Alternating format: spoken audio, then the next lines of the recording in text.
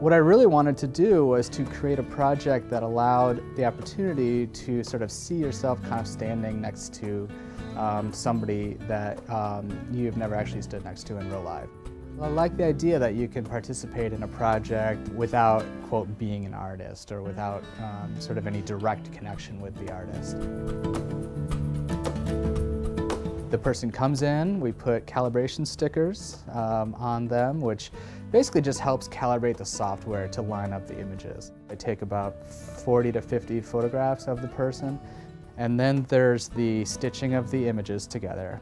The software will sort of do like kind of an auto calibration, and then I go in and manually stitch like the face and things like that. Sometimes the scans go really well and they just stitch together really nicely.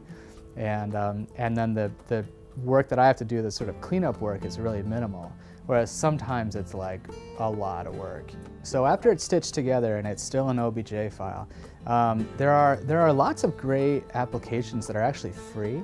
I size it for the build plate and actually position it on the, there's kind of like a little model of the build plate. So you can position it anywhere and you could size it anywhere, as long as it fits underneath the printing head.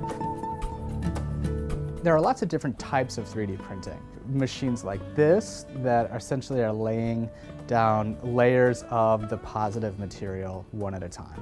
90% of the object is hollow, and then the other 10% is basically a honeycomb network on the inside. There are new printers that are printing in different types of plastic.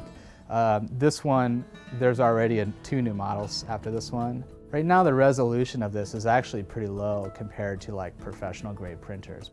If you took that same file and printed it on a professional grade printer, you would be able to see the eyelids and like the little line underneath the eyelids and that type of, that type of thing.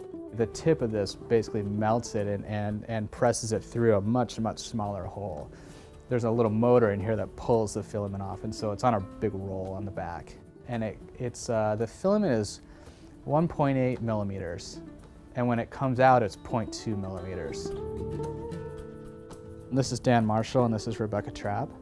And one of the things I like about Dan is that this is so much like him because his hair is always kind of messy, and so his hair is really interesting to me.